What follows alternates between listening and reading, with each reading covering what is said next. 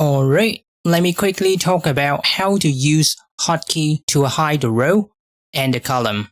Let me Control 9. Now you see row 3 is hidden and it's like this. Around the cell, just highlight it. Control Shift 9. Yep. Let's do it again. To hide this cell, I press Control 9. It's gone.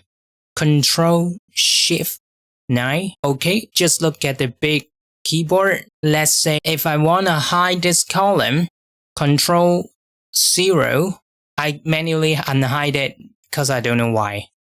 Control Shift 0. I don't know why Control Shift 0 doesn't work. Maybe I need to remap the key, but Control 0 can hide the column. It's gone, right? Okay, let me highlight the columns. Alt Shift right arrow, then it will group the columns. Let's say if I want to hide these 4 columns, then I Control 0. Let me recap. To hide row, Control 9. To unhide, Control Shift 9. Okay, that's it for today.